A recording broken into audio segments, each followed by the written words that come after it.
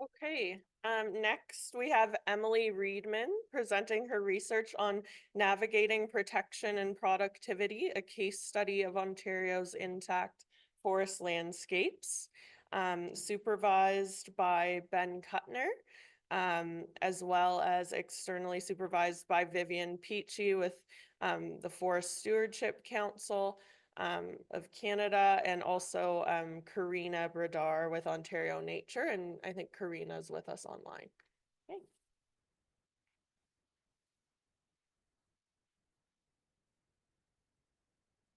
Hey, thank you very much for the opportunity to present my research, Navigating Protection and Productivity, a case study of intact forest landscapes in Ontario. My research focuses on expanding protected areas in forest management units to increase protection while balancing management objectives, and I focus on the Abitibi River forest as my case study.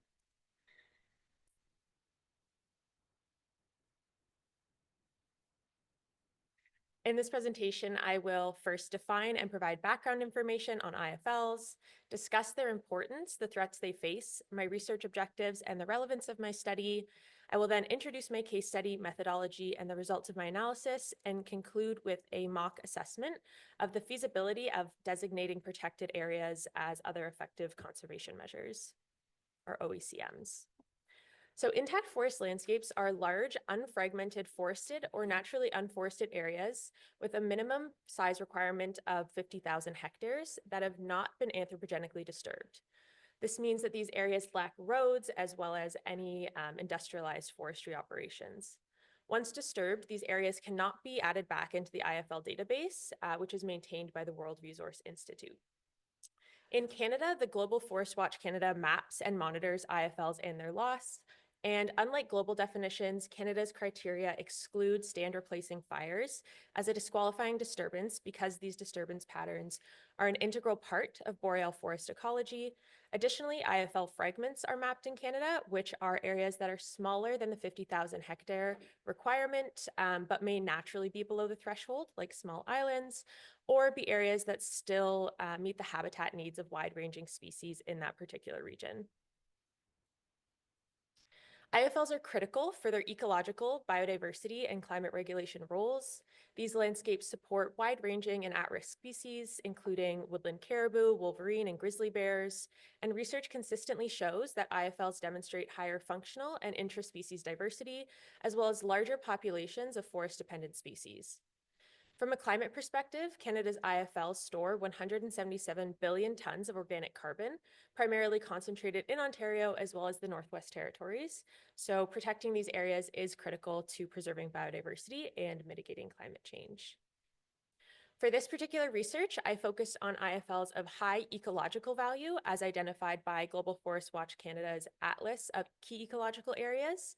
This atlas uses national data sets to evaluate key ecological values, such as soil organic carbon, net biome productivity, wetlands, lakes and rivers, potential old growth, species diversity, and caribou ranges. These values are overlaid with IFLs and their fragments, ranked and combined into a single conservation index, which ranges from 1 to 35. For my analysis, I selected areas just with an index of 24 or greater, which is the final quantile class, the most critical, to focus on the most ecologically significant IFLs. This prioritization also reflects the reality of management trade-offs, where forest managers must often select only the most critical ecological areas to protect in order to balance management objectives. This map from Global Forest Watch Canada demonstrates the spatial distribution of key ecological areas, with the lighter yellow representing lower value IFLs and the progressively deeper shades of purple representing higher value IFLs. You can see that in Ontario, it's primarily dominated by high value IFLs anyway, which also underscores the significance of using Ontario as a case study. Globally, IFLs have declined by 12% since the year 2000, with an increasing rate of reduction in recent years. And while Canada has the largest area of IFLs globally, it has also experienced the greatest reduction over the last 20 years. In Ontario, only 8 remaining patches of IFLs exceed the 50,000 hectare requirement, and the primary driver of loss is industrial logging. In fact, 60% of loss has occurred within forest resource tenures. I created this map to demonstrate the spatial distribution of Ontario's key forest values as I've identified. The pink areas represent those areas of high ecological value IFLs. The blue are Indigenous lands that are federally recognized. The green areas represent protected and conserved lands in Ontario. That red dot in the southern portion of the province is the sole OECM currently recognized in the Canadian Protected and Conserved Areas Database, or CPCAD, in Ontario, although a number of other OECMs are in the process of being added to the database. And the purple icons that you can see throughout represent current mining claims in the province. So these overlapping layers kind of underscore the complexity of land use planning in Ontario, particularly when considering competing resource tenures and conservation goals. So my research objectives were to evaluate the ecological and management trade-offs of expanding protected areas within key ecological regions of Ontario's IFLs, using the Abitibi River Forest as a case study, to quantify improvements in IFL protection and the corresponding impact on production forest area when conserved areas are expanded, and to provide forest managers with a replicable methodology for assessing conservation impacts in their FMUs. This research is highly relevant. It aligns with Target 3 of the Convention on Biological Diversity and Canada's corresponding goal of protecting 30% of the country's terrestrial and marine areas by 2030. OECMs represent a key mechanism for achieving these goals, as they recognize biodiversity outcomes on lands that are managed for other primary purposes, such as timber harvesting. So this research may contribute to identifying potential OECM areas in Ontario's FMUs. Further, FSC certified forests are required to set aside at least 10% of their FMUs as designated conservation lands, or DCLs, and protect IFL core areas, which are areas of IFLs within forest management units that have the most significant ecological and cultural values within the area. This research may provide a pathway to identify DCLs and IFL cores. The Abitibi River Forest was chosen as the case study for my research because of its high proportion of high ecological value IFLs. These total over 1.2 million hectares, and 10% of this area is already protected, and 2.5 million hectares are classified as production forest in this forest management unit, which is all forest, managed crown forest that's available for harvest. This map demonstrates the forest values in just the Abitibi River Forest. Again, the pink areas representing the IFLs, the green are conserved areas, the blue are federally recognized Indigenous lands, and the purple icons are mining claims. To increase the protection of high ecological value IFLs, I propose buffering existing protected areas as they often overlap or are adjacent with IFLs. Expanding these areas captures additional high-value IFLs while maintaining habitat connectivity for the species that rely on these protected areas. It also simplifies planning by extending existing harvest set-asides for forest managers rather than identifying entirely new patches of protection. Using the ArcPy spatial analysis tool in ArcGIS, I created buffers around protected areas in the Abitibi River Forest under 3 scenarios: a 25% of the shape areas, protected areas buffer, a 50% buffer, and a 75% buffer. These were compared to a baseline scenario with no additional protection and a 100% scenario where all IFL area is protected. I then conducted an overlap analysis to assess conservation gains against management trade-offs for each buffer scenario, with key metrics including proportion of IFL area protected, increase in IFL protection compared to the baseline, and percentage of production forest lost relative to the baseline. In this map, you can see the dotted black line represents the new proposed boundaries of protected areas, and this represents the 25% increase. This map shows the 50% increase, and this map shows the 75% increase. This table summarizes my findings and shows that each buffer scenario progressively increases the protection of high ecological value IFLs. And while there is an initial decrease in production forest, the differences between the protection scenarios are not significant. In the 25% buffer scenario, an additional 142,000 hectares of IFL is protected, or 12% of the total area. and 222,000 hectares is lost, or 9% of the total production forest. The 50% buffer shows 169,000 hectares protected IFLs, or 14% of the total, whereas it shows a reduction of 215,000 hectares, or 9% of the total. And the 75% buffer shows an increase of 195,000 hectares of IFLs protected, or 16% of the total, or 246,000 hectares loss of production forest, or 10% of the total. The 50% buffer shows a less of an increase in production forest, which is due to some spatial inconsistencies in the ways the buffers were applied, which I can talk about more in the discussion if you'd like. These results show that buffer scenarios provide a low-cost, practical approach to expanding protection with minimal management trade-offs and significant conservation gains through enhanced biodiversity, species protection, and carbon sequestration. And something else to note is that the production forest that is lost does not necessarily mean that's lost harvest area, as many areas that are classified as production forest are not actually projected for harvest in the short term. This map is the projected harvest map for the Abitibi River Forest, pulled directly from the Forest Management Plan.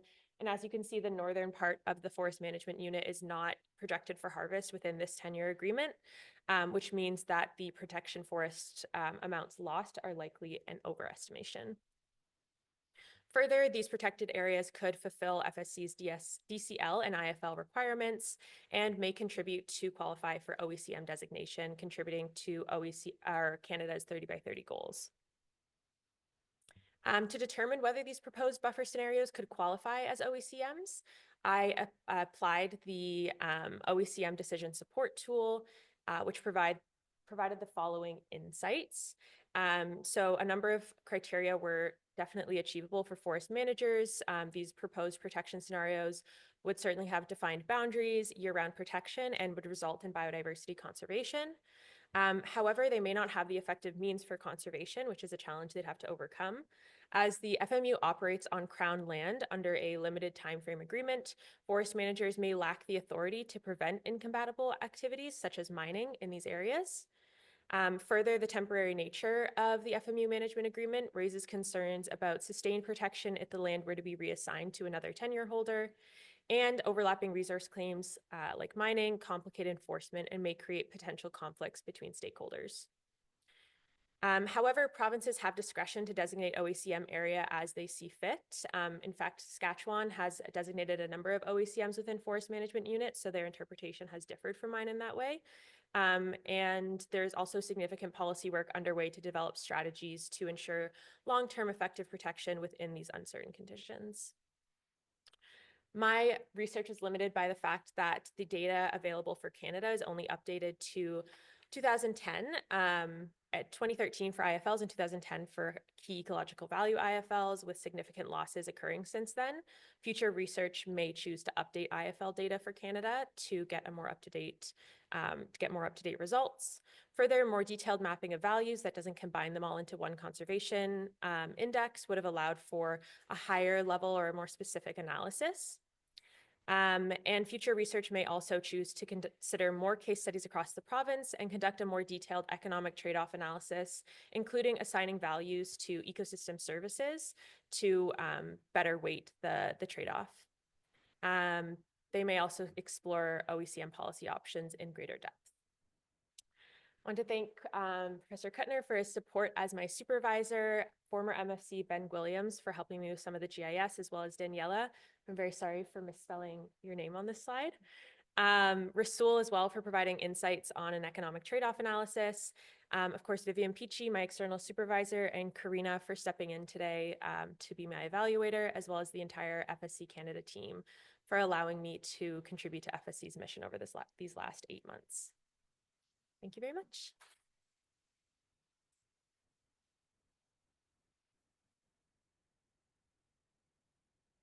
Thank you. Wonderful. Karina, if you're on the line, could you ask a question first to start us off? Sure. Yes, thank you. I am here.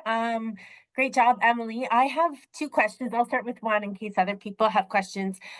I'm curious to know with the buffers around the existed protected areas, were you able to do an analysis to see if those buffers included areas that had been previously harvested, or were you able to look at other biodiversity values within those buffers to see how they contribute to biodiversity outcomes? Yeah, that's a great question. I didn't do an analysis to determine whether they had already been harvested. However, just going back to this map, we can see that a lot of the IFL areas that I was proposing buffers around existed in this more northern region of the forest management unit that aren't projected for harvest, and because of their like more northern geography, likely haven't been harvested in the past either. So I would guess that a lot of them have not already been harvested, although some of those fragment areas in the southern region, it's definitely possible that they've already been harvested. Although I would also expect that in forest management planning, we know that many forest managers choose to allow a certain amount of a buffer around protected areas just to ensure there's no accidental overlap with those hard boundaries.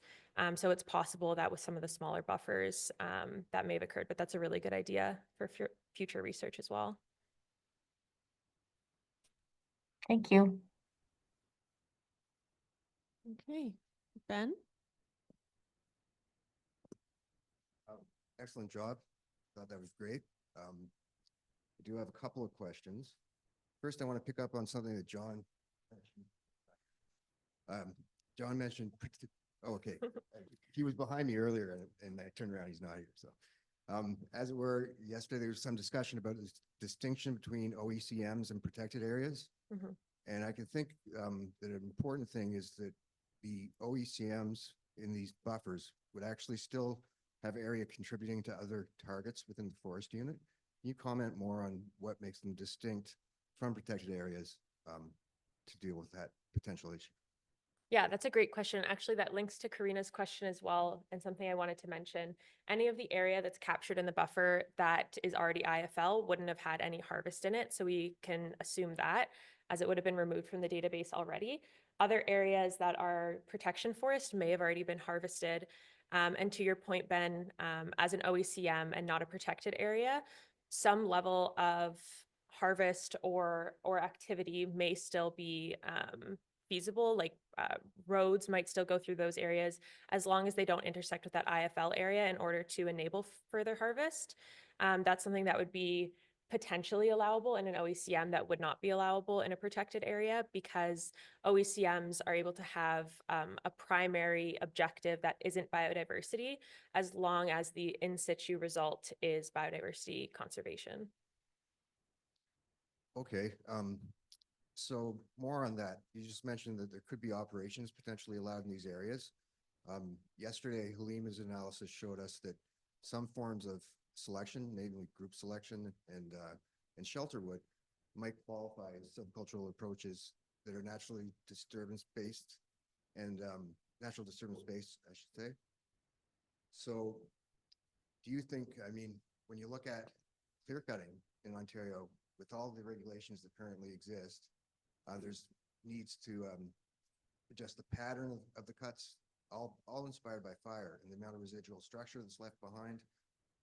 So do you think the combination of those requirements, could you foresee a scenario where even a modern clear-cut harvest inspired by natural disturbance-based management approaches could be feasible in OECM? I don't. I think that current research suggests that natural disturbance emulation doesn't truly emulate natural disturbance and wouldn't lead to the conservation of biodiversity. Further, a lot of research that I did on IFLs, where the question of whether IFLs should be able to be added back into the database once they've reached a level of regeneration, has been done, and a lot of the conclusions have been that there's just not enough data from current harvest practices and industrialized logging to be able to confidently support the idea that harvest may in any way may not significantly impact biodiversity.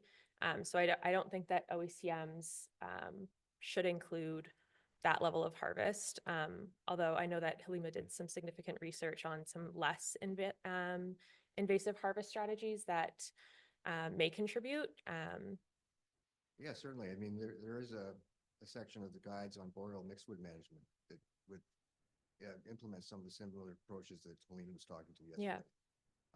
But that's a good answer to the question, because I think the crux will come down to whether or not we believe that, what is modern business as usual forestry can occur in those areas. Yeah. So the And I fi- think to your point, it'll come down to provinces as well, the types of forests that province has to contend with. It's going to be a different conversation in the boreal forest versus in coastal rainforests of BC versus in Nova Scotia or Saskatchewan.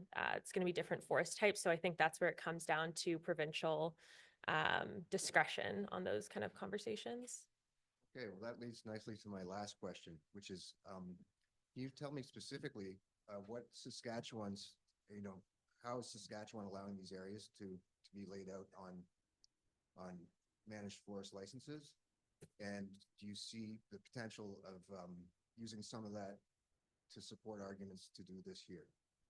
Yeah, a lot of this is really new. So I haven't had conversations with Saskatchewan authorities, but what I would imagine is that they've just determined, to go back to my DST analysis, that the tenure claims are sufficiently long-term to ensure that further disturbance wouldn't occur in those areas. And maybe there have been conversations between stakeholders like mining and the province to kind of come to an agreement that those things won't conflict in the future. Like I said, it's really a discretionary decision by the province. So if the province has included the relevant stakeholders to ensure that all these criteria are met, then they may decide to allow them. But it does depend on stakeholder communication, whether mining is coming to the table to have those conversations or not. Right, excellent job. Thanks, Ben. John, you have a question? I have two follow-up questions from Ben's questions. First of all, are those examples in Saskatchewan, were they in the context of a certification scheme? And then second of all, are you aware of any discussions between certifying bodies and Canada or whoever's in charge of designating OECMs elsewhere? Because that second question is just reflects the fact that, Canada and other countries have big tasks ahead of them in terms of identifying and screening OECMs. It seems like certifying bodies would be a natural partner in doing that. That's a great question, John. Your first question on whether it was happening in the context of certification, I think that it's mixed. I don't know the exact context of every single OECM in the province, but I know that some of the OECMs are occurring on FSC certified FMUs. Your second question is a great question. FSC is actually currently working with ECCC on some of these questions, and they have funding through the Climate Smart program to start addressing these questions, whether DCLs and OECMs are sufficiently aligned to kind of create a pathway for forest managers to get OECMs designated if they've already met these criteria through certification. So that's definitely really new conversations that are happening, but will definitely result in some easier pathways for forest managers for sure. Okay, a question at the back. One sec, I'll bring you the microphone.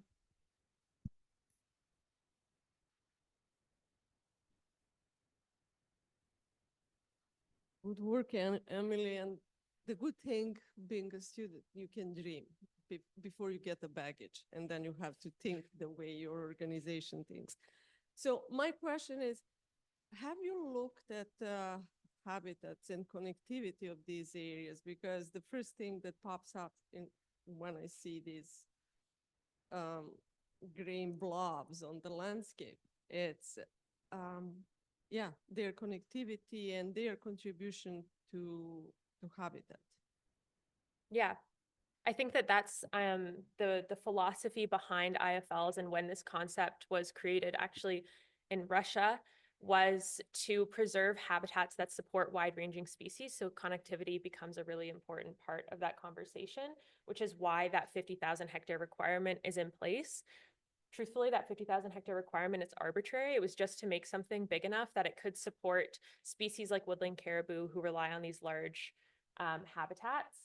But a conversation that was had about that threshold, because it is arbitrary. It's not based on actual habitat requirements of any particular species, is that this is going to vary widely by region. So I know that in Nova Scotia, the IFL requirement is as small as, I believe, 5,000 hectares to support the wide-ranging species in Nova Scotia, which are a lot smaller.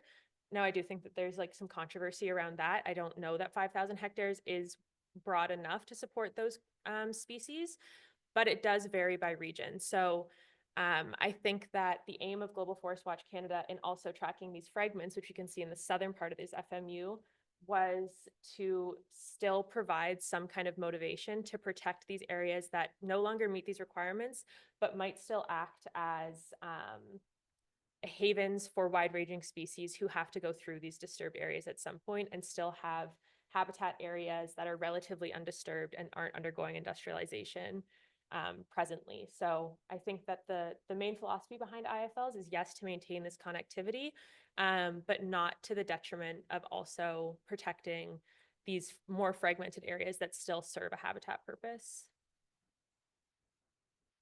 Okay, I promise to have the last question. So you mentioned my name, so here comes an economic question. So you mentioned, or you partially answered my question in your discussion, that most of these potential protection areas are not foreseen for the forest harvesting in the near future. Mm-hmm. Most of the time, the reason behind that could be also economic, like not availability of the roads or being far from the sawmills or not availability of the labor because it's too far from the residential areas. So I think this is, you have not done it, but I just want to hear from you. If you make the trade-off analysis between protection and economic impacts, I bet it will be much less than 10% of the loss for the forest management units. And even you go for 20%, I still do not believe that right now the economic loss will be 10%. Do you agree with me, or what do you think about it? That the economic loss won't be as high as 10% or will be higher than 10%? Less than 10%. That it will not be Lower. lower. Yeah, I agree. Yes. Yeah. Like I said, not all of that area is projected for harvest and not all of it is economically feasible to harvest. So I think that the management trade-offs for forest managers are really low for expanding these protected areas. And like I said, in a lot of cases, they're already doing it. They're just not formalizing it. And I think the benefit in formalizing it is it allows us to get a better picture of what is really protected and what are the areas that are truly at risk. If forest managers are just making these like ad hoc decisions at the table that nobody else knows about, that these areas aren't being harvested, we don't know which areas are protected and fine and which areas do we really need to focus on it as most high risk. Thanks. Thank you. Excellent. Thank you.